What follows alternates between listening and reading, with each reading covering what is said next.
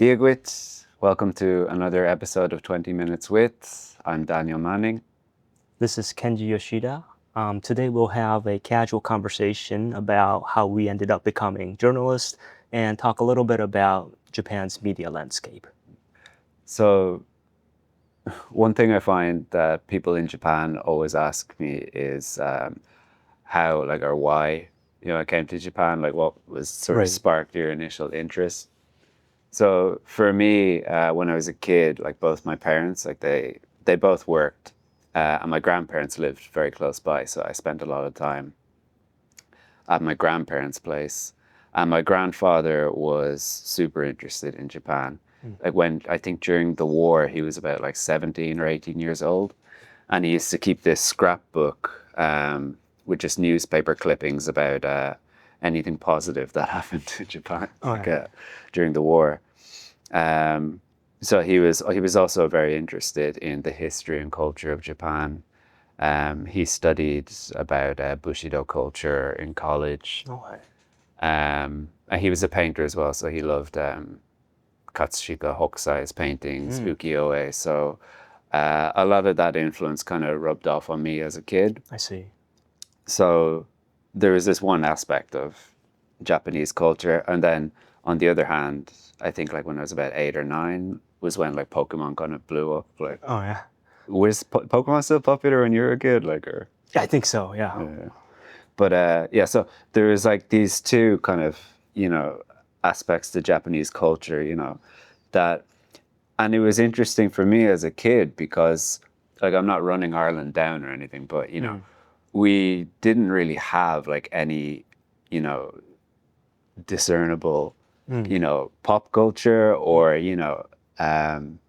anything on the same level as Japan. I see. So this country was just teeming with all different kinds of culture. Was just incredibly fascinating for me. And we had myths and legends in Ireland as well, which I used to love to read as a kid. But it's kind of interesting if you ask the average person on the street in Ireland about what was Ireland like 200 years ago.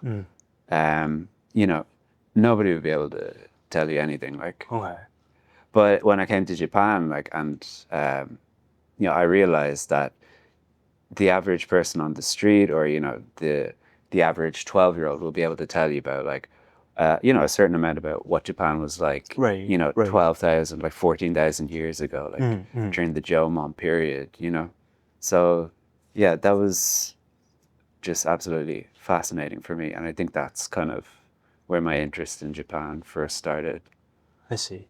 Because I've always find it fascinating because you know a lot about Japan. You speak great Japanese. I think you speak better Japanese than I think you speak better Japanese than myself. I'm embarrassed to say, but and you have very a lot of knowledge about Japanese history. So I always found where does that journey began.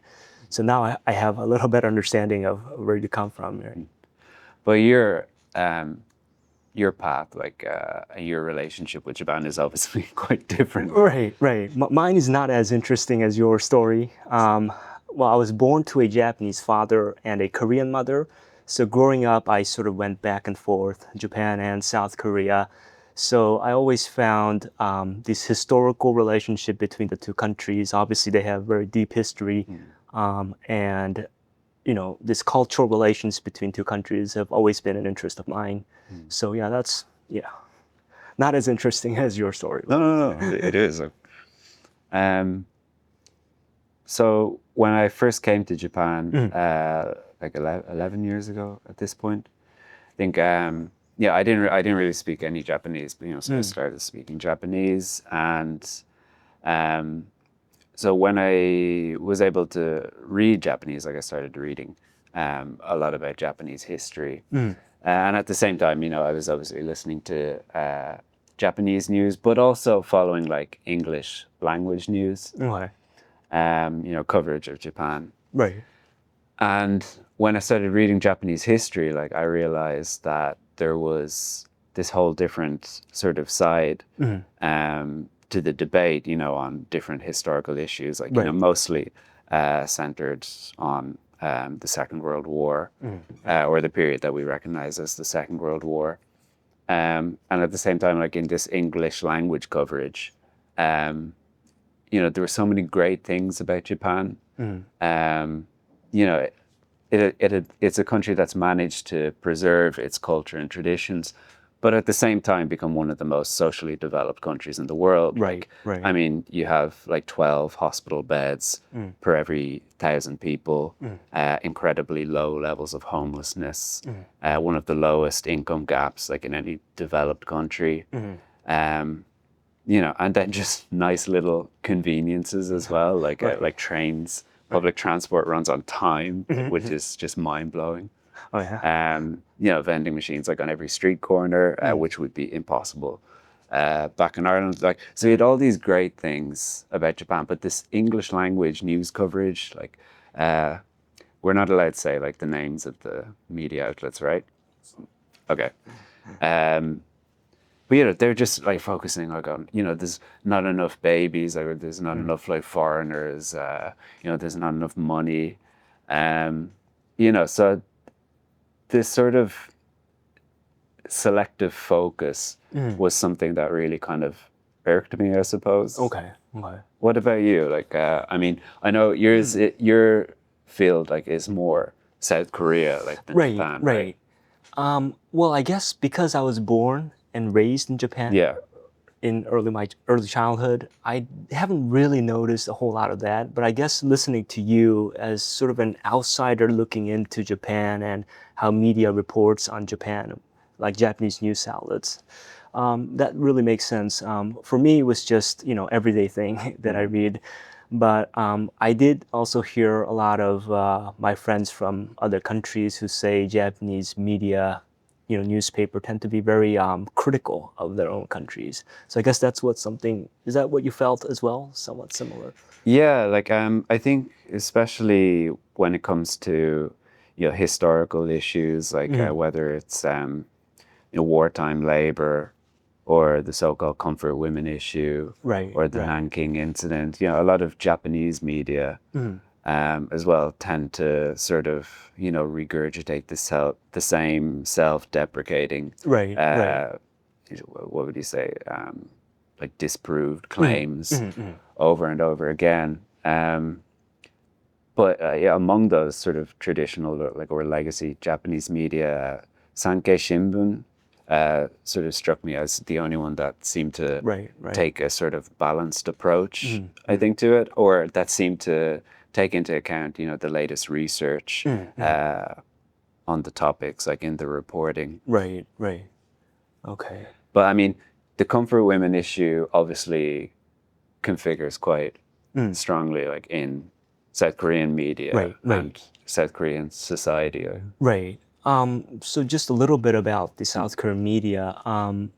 In terms of the historical, disputes with Japan, the mainstream, what we call, I guess, the legacy media in South Korea, they don't report on the side of Japan, I guess. Like they don't really share what the Japanese government says or what the argument of the Japanese people, what the Japanese conservatives say.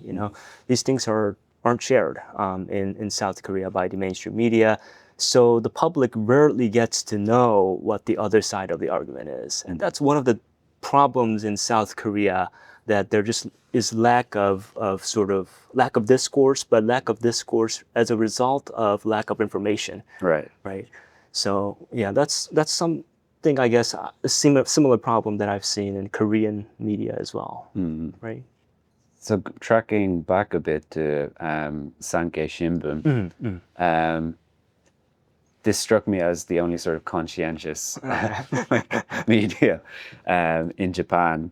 So what I did was, I think like maybe 4 years ago at this point, like I wrote out a CV, and I sent it to Sankei Shimbun. And I think maybe something like 2-3 weeks later, like I got a reply from Naito-san, the editor-in-chief at what was what is Japan Forward. Yeah, I had no idea about like what Japan Forward was like, but Right. he explained it to me.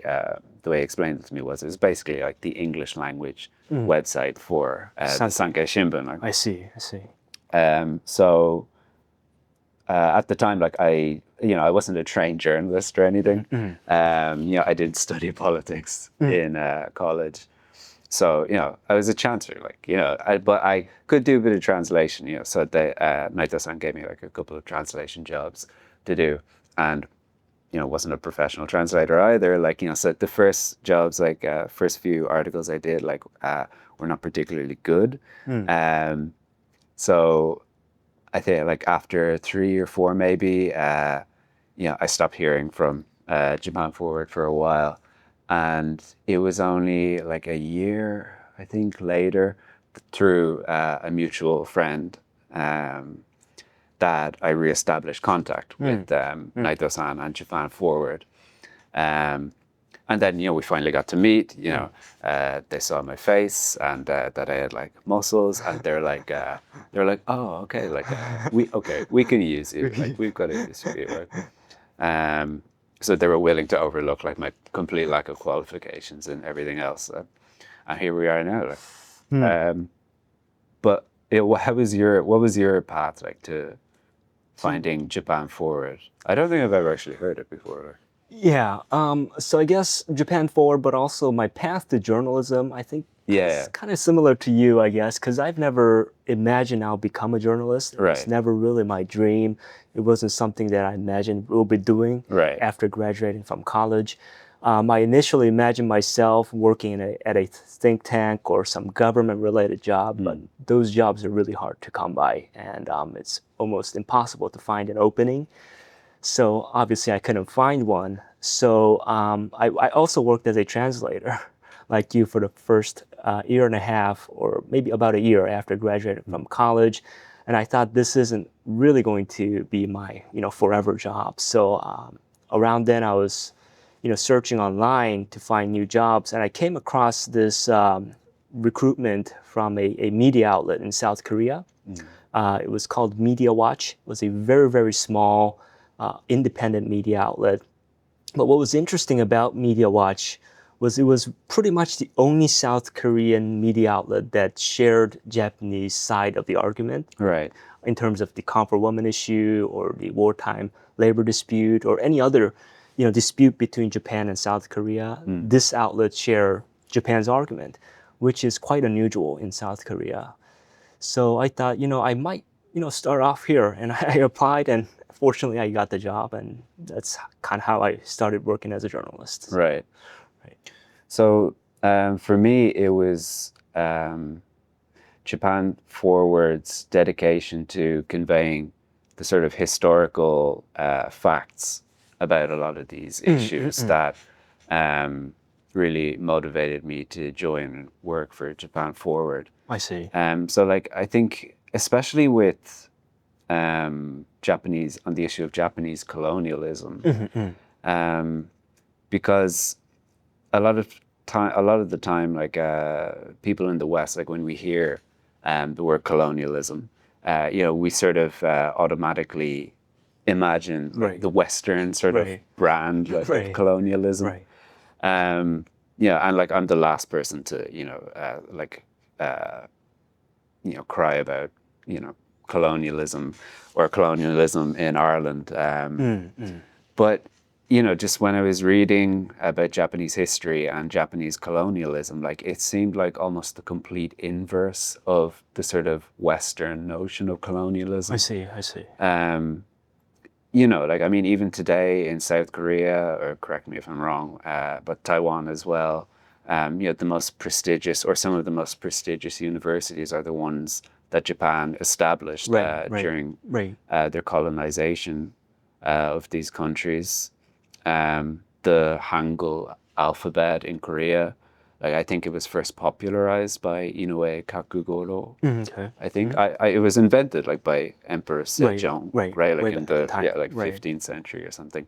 But it only came into like a widespread use, I think, under Japanese colonization. And when you think of like English colonialism.